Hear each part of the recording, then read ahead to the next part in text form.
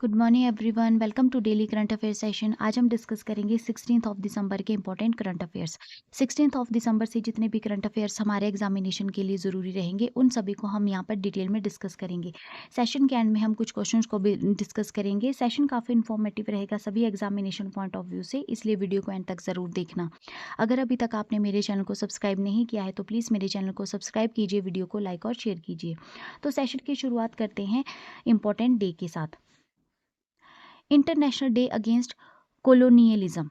तो United nation ने इस बार डिक्लेयर किया है 14 ऑफ दिसंबर को as a international day against colonialism in all its form and manifestation.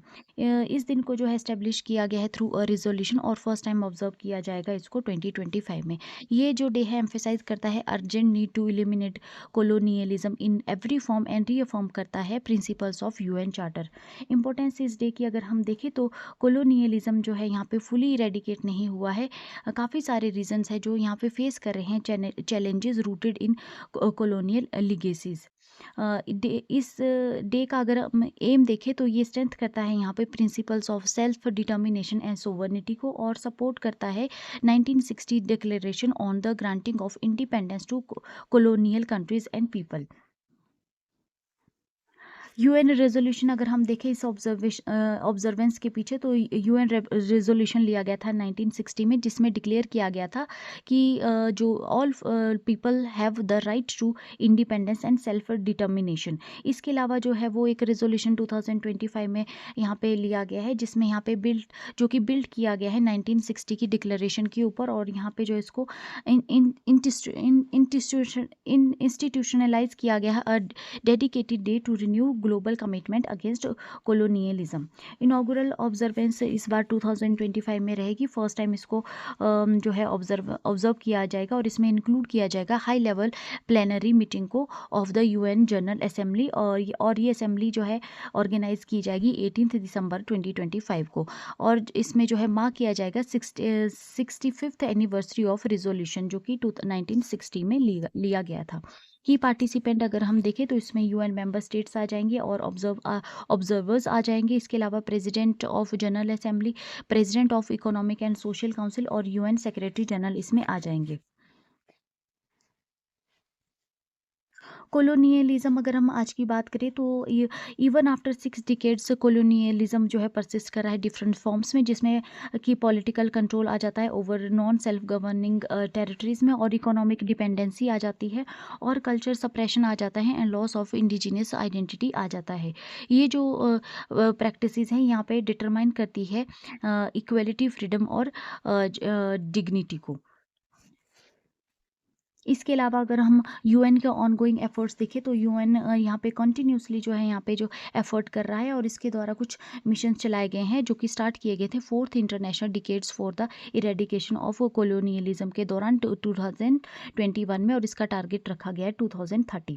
Objective अगर हम इसके देखें तो यहाँ पे सपोर्ट किया जाएगा इंडिपेंडेंस मूवमेंट को, और ये सपोर्ट कर रहा है स्ट्रेंथनिंग इंटरनेशनल कोऑपरेशन, और अवेयरनेस रेज की जा रही है अबाउट अनफिनिश डिकोलोनाइजेशन, और इसके अलावा प्रमोट यहाँ पे ये यूएन कर रहा है sustainable development in affected regions. Next news regarding appointment. So Jose Antonio Cast elected president of Chile in historic right worship. तो चिले ने यहाँ पे इलेक्ट किया है जोस एंटोनियो कास्ट को लीडर ऑफ, जो कि लीडर है वहाँ पे रिपब्लिकन पार्टी के, as its new president, marking the sharpest move to the right since countries return to democracy. उन्होंने यहाँ पे डिफीट किया लेफ्टियस जो कैंडिडेट थे जेनेट जारा को in a runoff shaped by public frustration. Election की अगर हम हाईलाइट देखें तो यहाँ पे कास्ट ने वॉन किया है सेकेंड राउंड को with strong banking from conservation and centrist voters. इसके अलावा जो है यहाँ पे अगर पैटर्न देखें तो 2010 से चिले में यहाँ पे अल्टरनेट रहा है between left and right wing government. कई की इश्यूज इस बार फेस किए जा रहे हैं चिले में, जिसमें सिक्योरिटी आ जाता है, माइग्रेशन आ जाता है, और इकोनॉमी स्लो ग्रोथ आ जाती है, जो कि यहाँ पे ऐड कर रही है dissatisfaction with the outgoing leadership. Next news, veteran Congress leader Shamanur Shiva Shankarappa passes away at 95। तो सीनियर कांग्रेस लीडर और 6 टाइम एमएलए हैं शमानूर शिवा शंकरप्पा, और उनकी डेथ हो गई है at the age of 95 in Davanagere due to age related ailments. Political journey अगर हम उनकी देखें तो उन्होंने रिप्रेजेंट किया है देवानगरी साउथ असेंबली कंस्टिट्यूंसी को 6 टाइम। इसके अलावा उन्होंने सर्व किया है one of the senior most legislator in India. इसके अलावा जो है उन्होंने मिनिस्टर रोल भी प्ले किए हैं कर्नाटका गवर्नमेंट में, और सर्व किया है as a member of parliament. Next news, DV Kapoor foundation energy innovation award 2025 honouring NTPC Netra and CSIR scientist. तो यहाँ पे इंडियन क्लीन एनर्जी जर्नी ने रिसीव किया है major boost with the first DV Kapoor foundation energy innovation award, जो कि 12 दिसंबर को जो है वो आयोजित किया गया था स्कोप कॉम्प्लेक्स न्यू दिल्ली में। ये जो अवार्ड है सेलिब्रेट करते हैं ग्राउंड ब्रेकिंग रिसर्च और टेक्नोलॉजिकल इनोवेशन को, जो कि सपोर्ट करते हैं sustainability and clean energy efficiency को। अवार्ड की अगर हम हाईलाइट देखें तो कैटेगरी 1 में यंग इनोवेटर अवार्ड आ जाते हैं, जो कि अंडर 38 ईयर्स साइंटिस्ट को दिए जाते हैं, इनोवेटर्स को दिए जाते हैं।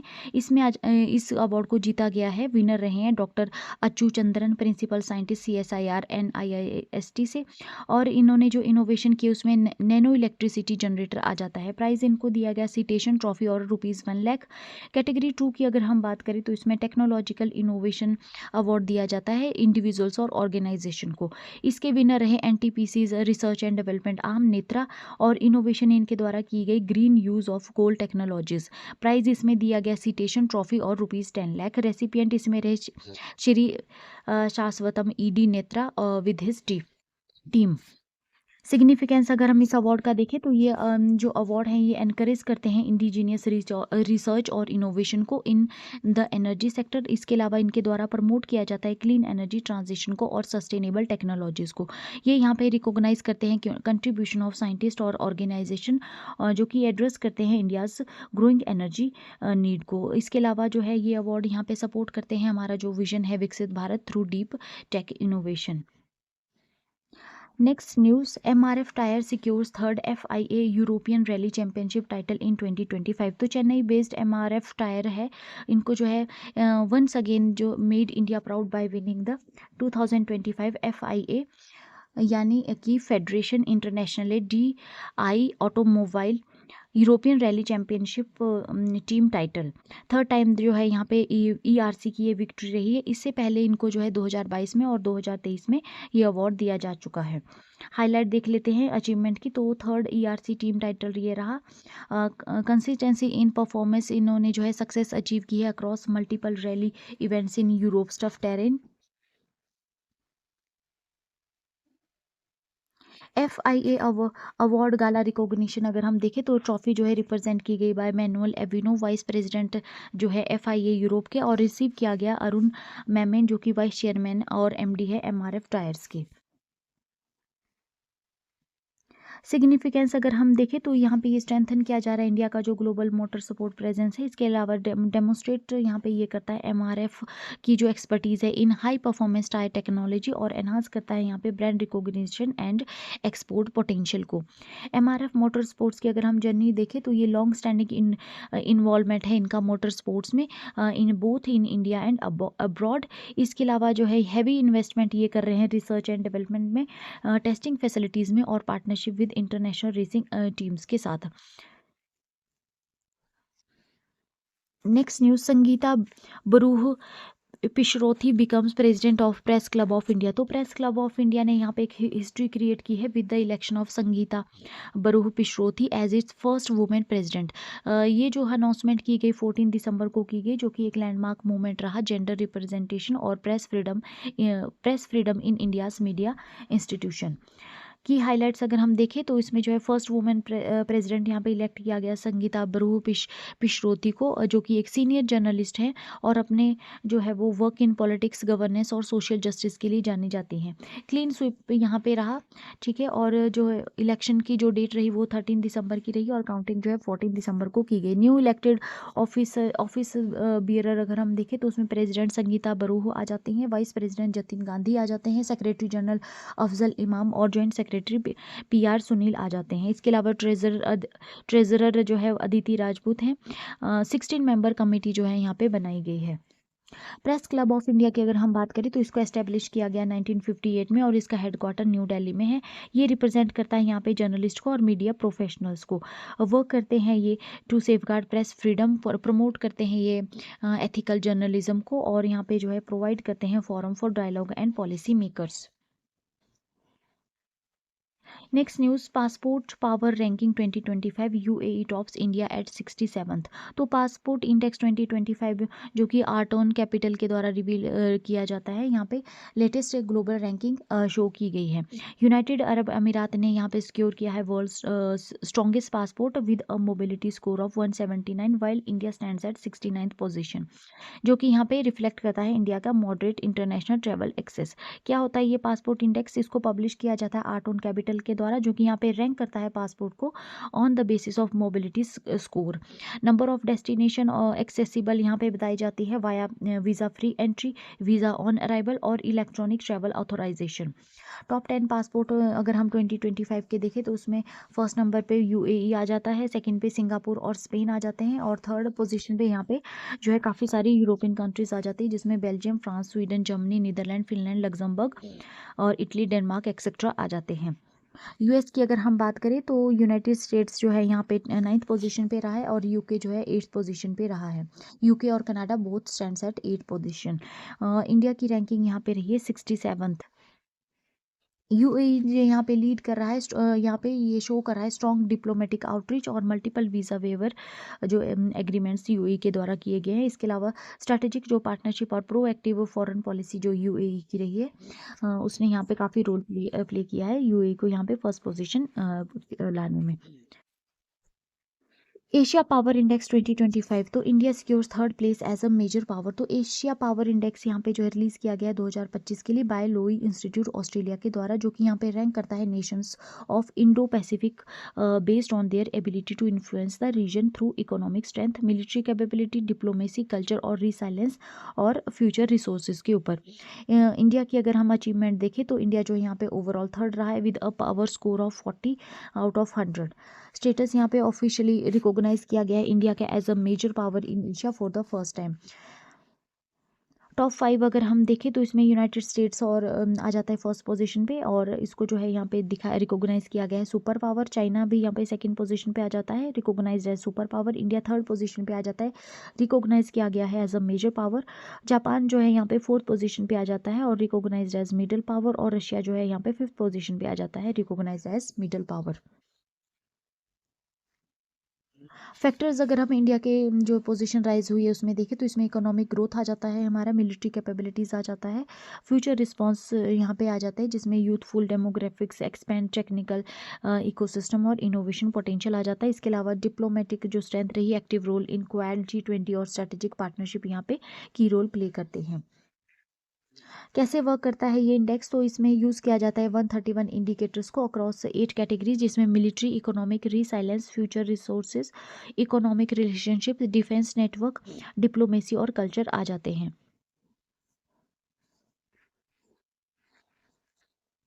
Next news, India rank third globally in AI competitiveness. तो इंडिया को यहाँ पे रिकॉग्नाइज किया गया है as a world's third most competitive nation in artificial intelligence behind only United States and China, according to the Stanford University global AI vibrancy tool 2025। ये जो यहाँ पे मार्क करता है हमारा जो सिग्निफिकेंट अचीवमेंट रही है इंडिया के लिए, specially as the only lower middle income country. Stanford AI vibrancy ranking अगर हम देखें तो यूनाइटेड स्टेट्स यहाँ पे फर्स्ट पोजीशन पे आ जाता है, चाइना सेकंड और इंडिया थर्ड पोजीशन पर आ जाता है। इंडिया की जो रैंक रही है हाई रैंक का अगर हम देखें तो यहाँ पे जो है यहाँ पे जो लार्ज पूल जो रहा है स्किल्ड इंजीनियर्स और टेक्निकल टैलेंट का, उसने की रोल प्ले किया है। इसके अलावा जो हमारा एक्सपेंडिंग एआई रिसर्च आउटपुट है, रैपिडली ग्रोइंग स्टार्टअप इकोसिस्टम, और जो यहाँ पे ये काफ़ी ज़्यादा की रोल प्ले करते हैं इंडिया को पोजिशन करने में top 3 globally in AI talent availability.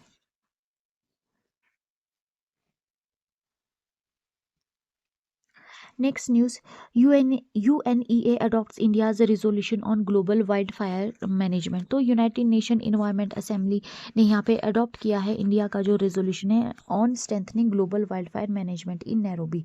ये एक मेजर डिप्लोमेटिक और इन्वायरमेंटल विक्ट्री रही है इंडिया के लिए। Resolution on strengthening the global management of wildfire, इसको अडॉप्ट किया गया at the 7th session of United Nation environment assembly in Nairobi Kenya. ये जो रेजोल्यूशन है यहाँ पे जो है सपोर्ट करता है यूएन मेंबर स्टेट्स को, जो कि रिफ्लेक्ट करता है growing global concern over increasing frequency and intensity of wild fire across continents. United Nation environment assembly जो है ये एक वर्ल्ड की हाईएस्ट डिसीजन मेकिंग बॉडी है ऑन इन्वायरमेंट मैटर्स, और यहाँ पे जो है environment ministers from UN member countries यहाँ पे सेट करते हैं प्रायोरिटीज, डेवलप करते हैं इंटरनेशनल इन्वायरमेंटल लॉज को और गाइड करते हैं ग्लोबल इन्वायरमेंटल एक्शंस को। रिजोल्यूशन जो यहाँ पे अडॉप्ट किए जाते हैं यूएनई के द्वारा, वो जो है हेल्प करते हैं शेप करने में इंटरनेशनल कोऑपरेशन को और फंडिंग प्रायोरिटीज़ को, और जो है पॉलिसी डायरेक्शन जो ली जाती है ऑन मेजर इन्वायरमेंटल चैलेंजेस, जिसमें कि क्लाइमेट चेंज आ जाता है, बायोडाइवर्सिटी लॉस आ जाता है, पॉल्यूशन आ जाता है और डिजास्टर रिस्क आ जाते हैं। एडॉप्शन जो यहाँ पे किया गया है इंडिया का wild fire resolution at 7th meeting, जो यहाँ पे जो कि दिया गया था इश्यूज ग्लोबली देखे जाते हैं, एनकरेज कर रहे हैं कंट्रीज को to work together on a shared framework for wild fire management. क्यों ये रिजोल्यूशन लिया गया है यहाँ पे, तो ये यहाँ पे हाईलाइट करता है जो कि वाइल्ड फायर इमर्ज हो रही है as a major environment challenges, इसके लिए रेजोल्यूशन यहाँ पे लिया गया है। ठीक है ना। और अगर हम देखें तो यूएनईपी का जो ग्लोबल रिपोर्ट है जो कि यहाँ पे स्प्रेड कर रही है वाइल्ड फायर, उसमें जो है वार्म की अलार्म किया गया है, जो है वो वार्निंग्स दी गई है। इसमें बताया गया है ये 14% इंक्रीज बाय 2030 वाइल्ड फायर में, और 30% इंक्रीज बाय 2050, और 50% इंक्रीज बाय 21st जो है वो 100 के दौरान जो है यहाँ पे इंक्रीज बताया गया है स्प्रेडिंग ऑफ वाइल्ड फायर्स। की ऑब्जेक्टिव्स अगर हम इंडिया के रेजोल्यूशन के देखें तो उसमें आ जाता है strengthening global cooperation, proactive prevention और कैपेसिटी बिल्डिंग। प्रोएक्टिव प्रिवेंशन के ऊपर इंडिया ने यहाँ पे फोकस किया है, जिसमें कि यहाँ पे बताया गया है कि यहाँ पे हमें रिएक्टिव जो फायर फाइटिंग है उसको प्रिवेंट करने के लिए स्ट्रेटजीज बनानी चाहिए, such as early warning system, risk assessment and landscape planning. Capacity building में यहाँ पे सपोर्ट किया गया है मेंबर स्टेट्स को in developing technical expertise, infrastructure and policy framework for wild fire management.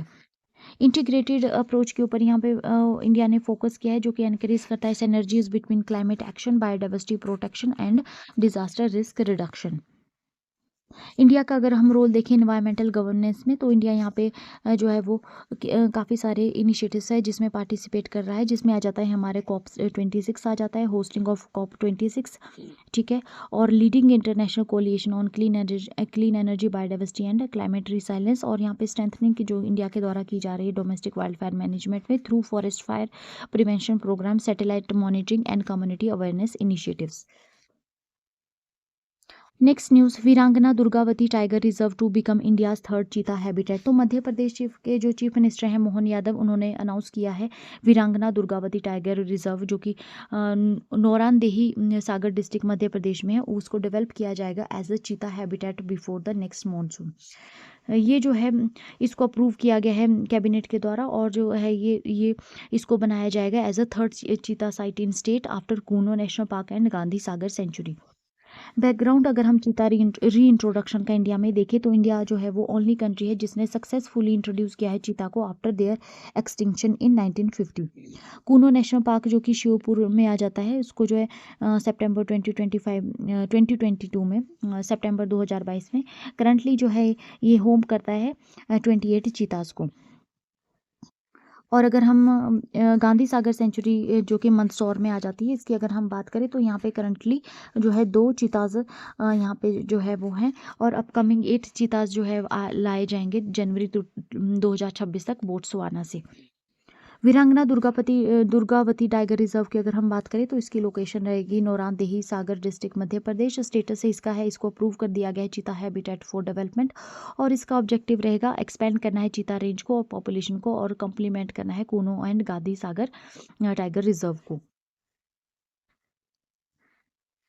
Conservation importance अगर हम देखें तो बायोडाइवर्सिटी में ये रिस्टोर करते हैं एपेक्स प्रीडेटर्स को, बैलेंस करते करते हैं इकोसिस्टम को, और वाइल्ड फायर मैनेजमेंट में जो है वो चीता काफ़ी सारा रोल प्ले करते हैं, ठीक है ना। और इसके अलावा जो इको टूरिज्म प्रमोट यहाँ पे किया जाएगा अब, और सस्टेनेबल टूरिज्म को भी यहाँ पे प्रमोट किया जाएगा।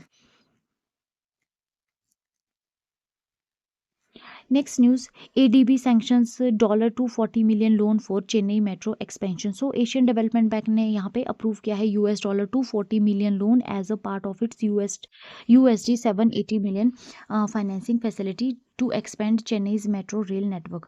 ये जो मूव है यहाँ पे स्ट्रेंथ करेगा इंडिया का अर्बन ट्रांसपोर्ट इंफ्रास्ट्रक्चर और सपोर्ट करेगा यहाँ पर sustainable, inclusive and climate resilient mobility को। प्रोजेक्ट का अगर हम ओवरव्यू देखें तो यहाँ पे एक्सपेंशन किया जाएगा मेट्रो लाइन 3, 4 एंड 5 को, जो कि कवर करेंगे 20 kilometre elevated plus underground metro line को। कंस्ट्रक्शन यहाँ पे किया जाएगा 18 न्यू स्टेशन का with universal access for women, elderly and differently able passengers. Disaster resilient infrastructure यहाँ पे इंश्योर किया जाएगा सेफ्टी पर्पस के लिए और एक्सट्रीम वेदर कंडीशन के लिए, जो कि यहाँ पे सपोर्ट करेगा चेन्नई का जो लो कार्बन डेवलपमेंट गोल्स है।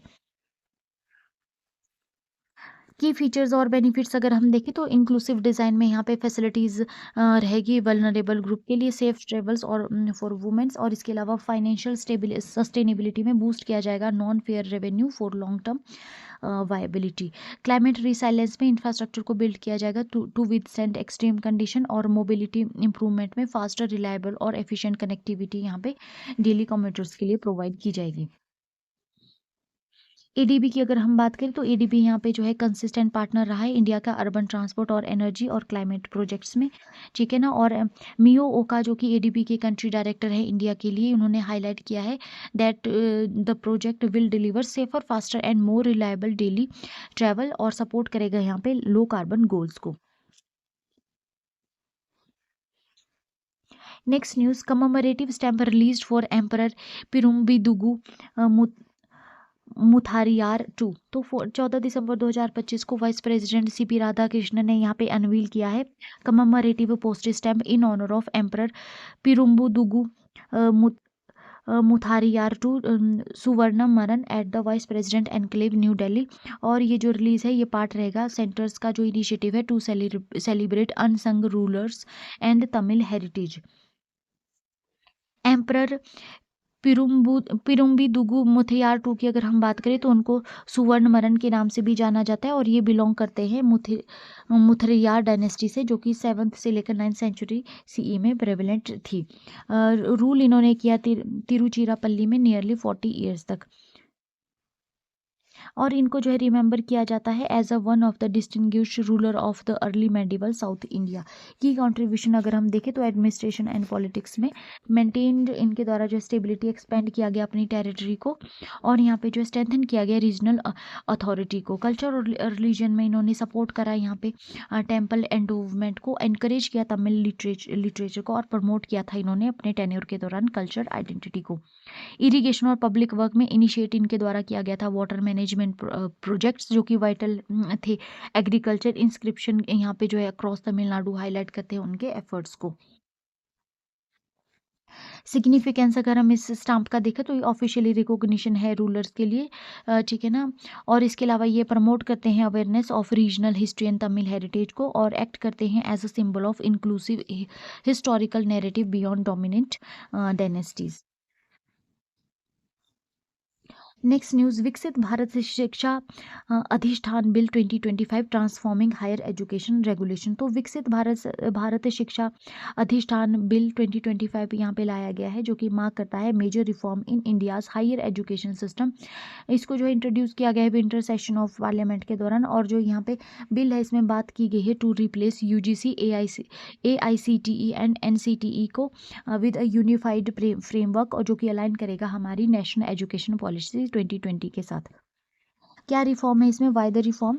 तो जो है यहाँ पे इंडिया की जो हायर एजुकेशन सेक्टर है यहाँ पे जो है काफ़ी ज़्यादा चैलेंजेस फेस कर रहे हैं काफ़ी टाइम से, जिसमें कि ओवरलैपिंग रेगुलेटर्स आ जाते हैं और फ्रेम्ड कंट्रोल आ जाता है, मल्टीपल अप्रूवल्स आ जाते हैं इंस्टीट्यूशंस के लिए, और इनकंसिस्टेंट स्टैंडर्ड्स आ जाते हैं हैवी कॉम्प्लायंस बर्डन्स के साथ।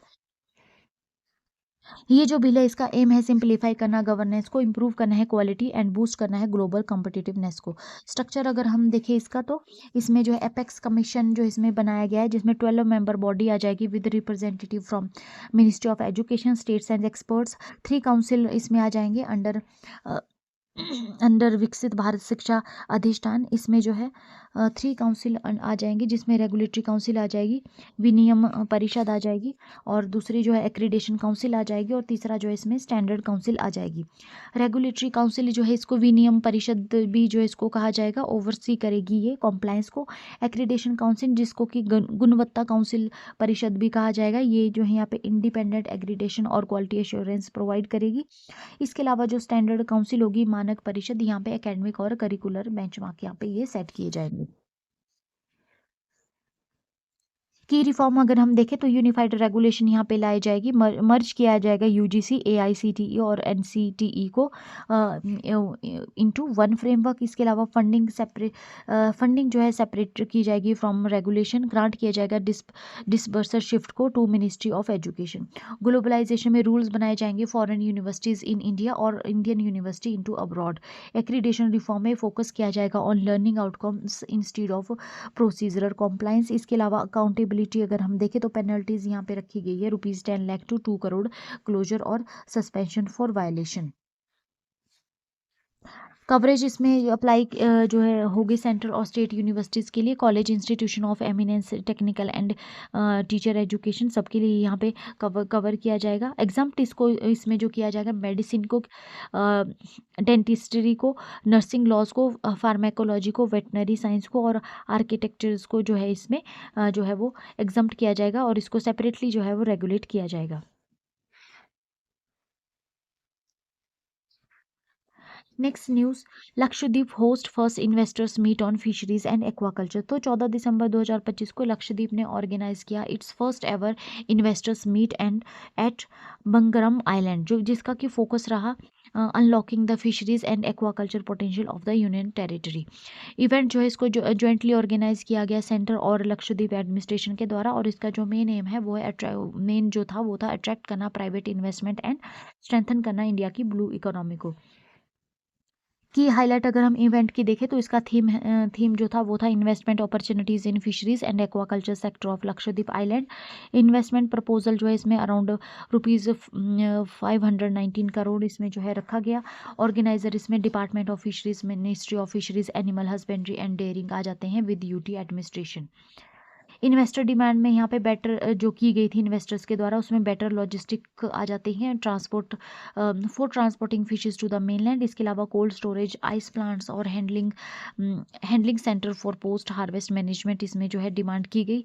इसके अलावा value added facilities like tuna processing units, fish oil refining और ऑर्नामेंटल फिश ब्रूड बैंक्स की भी जो है यहाँ पे इन्वेस्टर्स के द्वारा डिमांड की गई।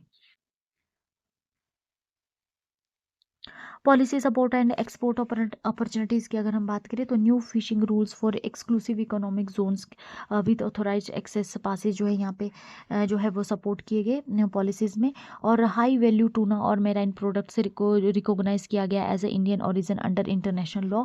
हाई सी फिशेज गाइडलाइन में यहाँ पे ग्रांट किए जाएंगे Indian flagged vessels legal rights in exclusive economic zone waters.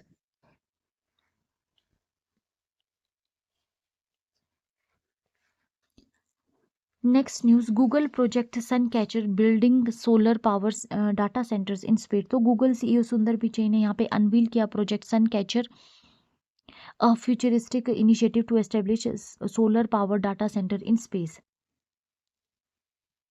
ये जो प्रोजेक्ट है इसको जो है जो ये बिगिन करेगा अपना जो एक्सपेरिमेंटल लॉन्चेस रहेगी बाय 2027, और जो है रिफ्लेक्ट करता है यहाँ पे growing demand for AI computing infrastructure और जो नीड रहेगी for sustainable energy solutions.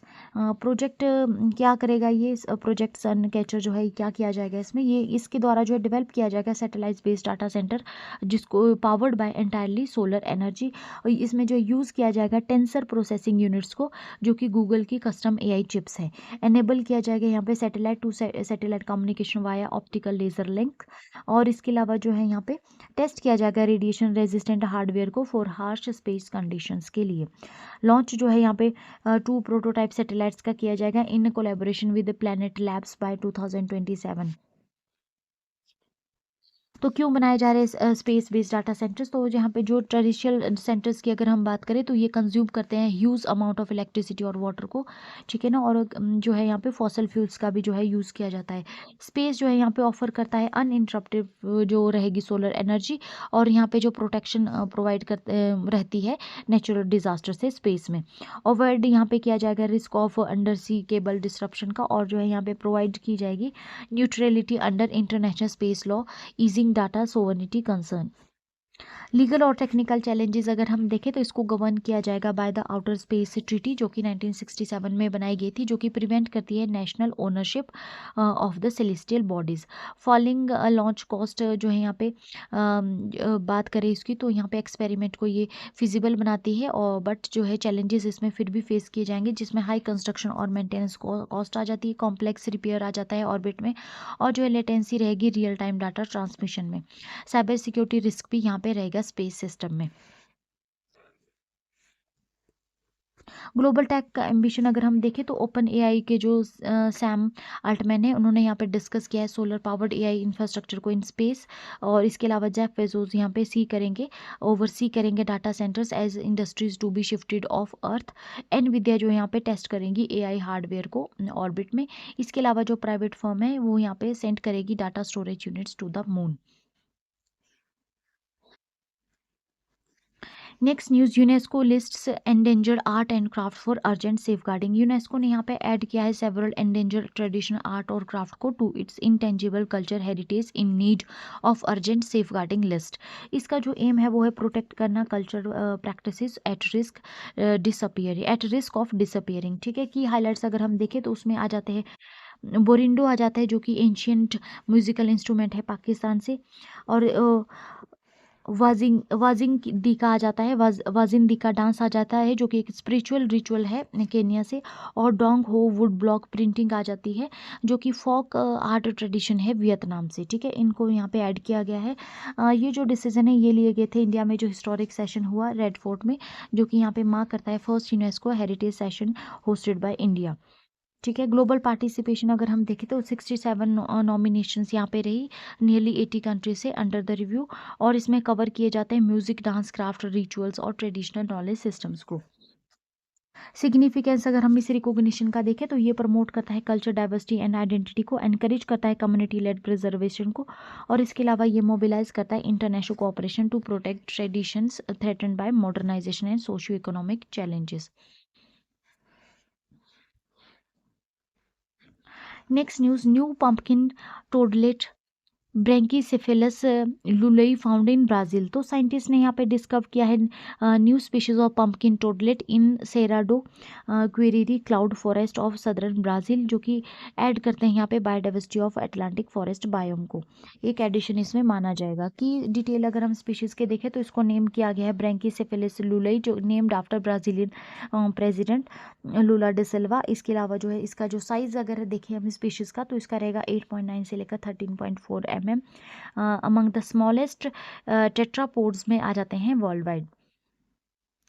Genus जो है ये miniature frog endemic to Brazil's Atlantic forest, और जो इसकी अपीयरेंस जो रहेगी वो रहेगी bright orange body, smooth dorsal skin, ठीक है ना, rough sides with greenish brown spots. Unique trait में इसके आ जाते हैं deaf to its own call, ठीक है ना, अपने ऑन कॉल्स के लिए डेफ रहता है, कम्युनिकेट करता है through visual vocal sac inflation और mouth opening and arm waving. Conservation significance अगर हम देखें तो करंटली इसको लिस्ट किया गया है as a least concern, but habitat face कर रहा है इसका threat from deforestation, mining and tourism. ये जो डिस्कवरी है यहाँ पे हाईलाइट करती है need for strong conservation measures in the fragile Atlantic forest ecosystem. Next news Modi's three nation tour begins amid global headlines. तो प्राइम मिनिस्टर नरेंद्र मोदी ने यहाँ पे स्टार्ट कर दी अपनी थ्री नेशन डिप्लोमेटिक टूर, जो कि जिसकी जो है स्टार्टिंग रहेगी विद जॉर्डन। ये विजिट जो है कंसाइड कर रही है with the 75th anniversary of India Jordan relations, और इसमें इंक्लूड किए गए हैं talks with King Abdullah two on bilateral cooperation and regional issues. इसके अलावा जो है पीएम ट्रैवल करेंगे इथोपिया के लिए 16 टू 17 दिसंबर, और ओमान जाएंगे दिसंबर 17 टू 18।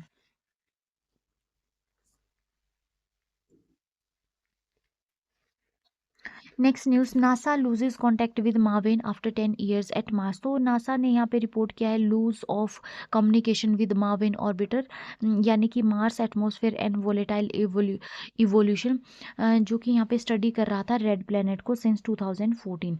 ये जो स्पेसक्राफ्ट है इसने जो है सिग्नल्स भेजने बंद कर दिए हैं after passing behind the Mars, और यहाँ पे इंजीनियर्स वर्क कर रहे हैं to restore the contact. Mission का अगर हम बैकग्राउंड देखें तो इसको लॉन्च किया गया था मार्विन को 2013 में, और मार्स ऑर्बिट में एंट्री इसकी हो गई थी 2014 में। ऑब्जेक्टिव अगर हम देखें तो ये स्टडी करता है मार्टियनियन अपर एटमॉस्फेयर और इसका जो इंटरेक्शन है सोलर विंड्स के साथ। की डिस्कवरी अगर हम देखें तो एक्सप्लेन किया है इसने कि कैसे मार्स जो है लॉस्ट करता है मच ऑफ इट्स एटमॉस्फेयर को, कैसे इसने लूज किया है, और turning from a warm wet planet into a today's cold desert planet में कैसे ये टर्न हुआ है। ये इसकी की डिस्कवरी रहती है। रोल अगर हम देखें मार्स एक्सप्लोरेशन में तो इसने सर्व किया है as a communication relay for Curiosity and Perseverance rovers के लिए। इसके अलावा हेल्प किया है यहाँ पे transmit scientific data and images back to Earth. Other active NASA orbiters में यहाँ पे आ जाते हैं मार्स रिकनसेंस ऑर्बिटर 2025, जो कि यहाँ पे प्रोवाइड करता है high resolution imaging and relay support. Mars Odyssey mission आ जाता है जो कि 2001 में भेजा गया था। लॉन्गेस्ट सर्विंग ऑर्बिटर है ये, कंटिन्यू है scientific observation and communication duties को कॉन्टिन्यूसली परफॉर्म कर रहा है। Next news ISRO plan 7 launches by March 2026 including uncrewed Gaganyaan. तो यहाँ पे इंडियन स्पेस रिसर्च ऑर्गेनाइजेशन ने अनाउंस किया है अपना ambitious schedule of 7 launches by March 2026, जो कि यहाँ पे मार्क करता है crucial phase in India space journey. ये जो मिशन है इसमें यूज़ किया जाएगा LVM-3 PSLV को, GSLV को, मैक 2 एंड SSLV रॉकेट्स को, जो कि यहाँ पे कवर करेंगे ह्यूमन स्पेस फ्लाइट को, कम्युनिकेशन को, नेविगेशन को और टेक्नोलॉजी डेमोन्स्ट्रेशन को। मेजर हाइलाइट्स अगर हम देखें तो गगनयान अनक्रूड मिशन आ जाता है। फर्स्ट अनक्रूड फ्लाइट रहेगी इंडिया का जो ह्यूमन स्पेस प्रोग्राम है और इसमें जो है कैरी किया जाएगा ह्यूमनॉइड रोबोट व्योमित्र को। टेस्ट जो है ये यहाँ पे लॉन्च व्हीकल के परफॉर्मेंस में जो है यहाँ पे लॉन्च व्हीकल परफॉर्मेंस रहेगी, ऑर्बिटल मॉड्यूल ऑपरेशंस और re entry and recovery system जो है यहाँ पे आ जाएंगे। टेक्नोलॉजी डेमोन्स्ट्रेशन में यहाँ पे PSLV C63 और TDS-01 high thrust electric propulsion system का यहाँ पे यूज़ किया जाएगा, जो कि रिड्यूस करेंगे सैटेलाइट फ्यूल नीड्स को और ड्रास्टिकली जो है रिड्यूस करेंगे सैटेलाइट फ्यूल नीड्स को। क्वांटम की डिस्ट्रीब्यूशन में यहाँ पे सिक्योर किया जाएगा कम्युनिकेशन टेक्नोलॉजी को, और इंडिजीनस TWT एम्पलीफायर जो कि बूस्ट करेगा self reliance in satellite transponders. Communication and earth observation में यहाँ पे LVM-3 M5 जो है वो लॉन्च करेगा Blue Bird 6 for US based AST space mobile. इसके अलावा GSLV mark 2 to launches EOS-5 GISAT-1A replacement रहेगी ये GISAT-1 की। और PSLV मिशन जो है उसमें ओशियन सेट आ जाते हैं, इंडो मॉरिशियस सैटेलाइट आ जाते हैं, लीप टू ध्रुवा स्पेस आ जाती है, और EOS-N1+18 स्मॉल सैटेलाइट्स इसमें आ जाते हैं। SSLV मिशन की अगर हम देखें तो ये डेडिकेटेड स्मॉल सैटेलाइट लॉन्च रहेगा बिफोर मार्च 2026। इंडस्ट्री पार्टिसिपेशन अगर हम देखें तो NSIL और HAL और लार्सन एंड टर्बो जो है कंसोर्टियम यहाँ पे बिल्ड करेंगे 5 PSLV रॉकेट्स, जो कि स्ट्रेंथ करेगा हमारा इंडिया का कमर्शियल लॉन्च कैपेसिटी और प्राइवेट सेक्टर इन्वॉल्वमेंट को। Next news Indian Navy to commission INAS 335 Ospreys in Goa. तो इंडियन नेवी यहाँ पे कमीशन करेगी INAS 335 Osprey its second squadron of MH660 RC Hawk helicopters 17 दिसंबर 2025 को INS हंसा गोवा में। सेरेमनी जो है इसको अटेंड किया जाएगा एडमिरल दिनेश के त्रिपाठी के द्वारा, और जो कि यहाँ पे इसके अलावा चीफ ऑफ नेवल स्टाफ भी रहेंगे।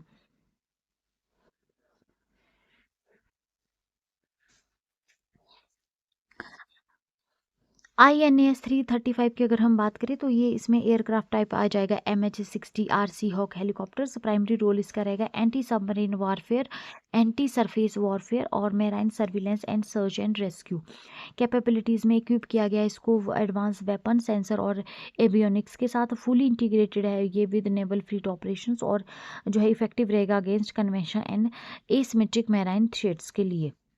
सिग्निफिकेंट अगर स्ट्रैटेजिक इंपॉर्टेंस देखें तो यहाँ पे स्ट्रेंथ किया जाएगा maritime domain awareness in the Indian Ocean region, और यहाँ पे एनहांस करेगा इंडिया का जो नेवल एविएशन और ऑपरेशनल रेडीनेस है।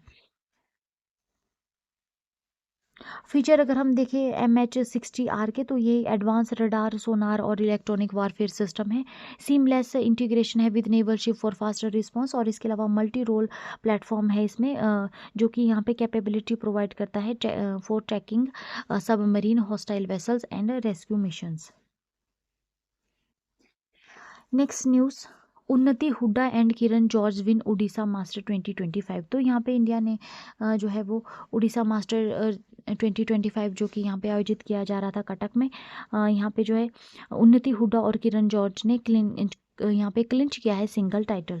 वुमेन सिंगल्स की अगर हम बात करें तो इसमें विनर रही है उन्नति हुड्डा टॉप पे, और फाइनल रिजल्ट अगर हम देखें तो इन्होंने डिफीट किया ईशरानी बरूहू को। अचीवमेंट यहाँ पे रही इनका ये थर्ड BWF सुपर 100 टाइटल ये रहेगा, including 2022 Orissa masters. Main singles में विनर रहे किरण जॉर्ज, ठीक है ना। फाइनल रिजल्ट्स में उन्होंने बीट किया इंडोनेशिया के मोहम्मद यूसुफ को। डबल विनर्स में यहाँ मिक्स्ड डबल्स में मारवान फाजा और आयश परांता जो है यहाँ पे इंडोनेशिया से विनर रहे, ठीक है ना, मिक्स डबल्स में। और मेंस डबल में की अगर हम बात करें तो उसमें अली फतेहिर रेहान और देविन आर्था जो है वो यहाँ पे इंडोनेशिया से विनर रहे। वुमेंस डबल में यहाँ पे गैब्रिलिया और स्टेफानी स्टेवा जो है बुल्गारिया से विनर रही। Next news, John Cena retires after legendary 20 year WWE career. तो यहाँ पे जो है WWE के जो ग्रेटेस्ट आइकन है उन्होंने ऑफिशियली रिटायरमेंट अनाउंस कर दी है from in ring competition after final match on 13 दिसंबर 2025, ठीक है, जो कि यहाँ पे जो है सैटरडे नाइट्स मेन इवेंट के दौरान परफॉर्म किया जा रहा था। अगर उनकी फेयरवेल अबाउट की अगर हम बात करें तो यहाँ पे जो है वो world heavy weight lifter champion जो है गुंटूर, ठीक है ना, उनको जो है यहाँ पे उनकी लास्ट जो मैच रहा उसमें उनको डिफीट यहाँ पे फेस करनी पड़ी।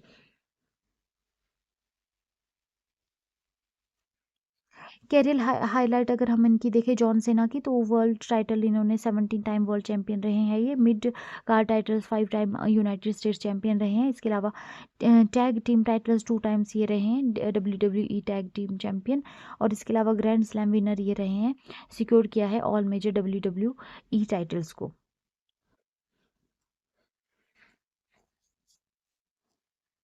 सो फ्रेंड्स, इसके साथ ही हमारा आज का सेशन कंप्लीट होता है। अब हम डिस्कस कर लेते हैं कुछ वन लाइनर क्वेश्चंस को। So question number 1 is how much loan did ADB approves for Chennai metro expansion. तो कितना यहाँ पे अमाउंट जो है वो अप्रूव किया गया है ADB के द्वारा, तो $240 मिलियन, ठीक है ना, $240 million.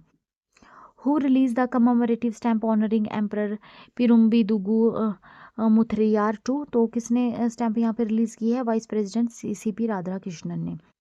which will aim to replace UGC, AICTE and NCTE with a unified higher education regulator। तो कौन सा बिल यहाँ पे रिप्लेस करेगा, विकसित भारत शिक्षा अधिष्ठान बिल 2025, विकसित Bharat Shiksha Adhishthan bill 2025।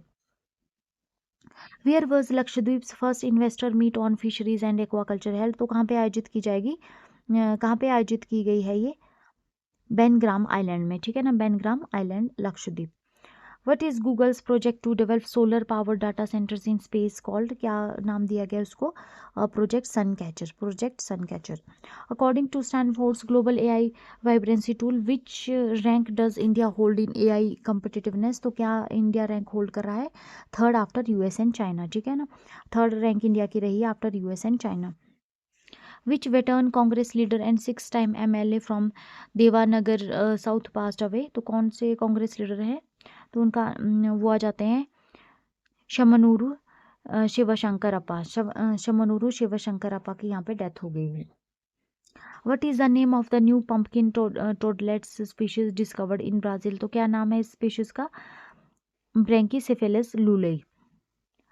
Which WWE superstar retired in December 2025 after a 20 year career, तो किसने रिटायरमेंट यहाँ पे अनाउंस की है, जॉन सेना ने, ठीक है, जॉन सेना ने यहाँ पे आफ्टर 20 ईयर्स ऑफ करियर इन्होंने जो अपनी रिटायरमेंट अनाउंस की है। सो फ्रेंड्स, इसके साथ ही हमारा आज का सेशन कंप्लीट होता है। अगर आपको सेशन पसंद आया हो तो प्लीज़ वीडियो को लाइक कीजिए, चैनल को शेयर और सब्सक्राइब कीजिए। थैंक यू सो मच, मिलते हैं नेक्स्ट वीडियो में।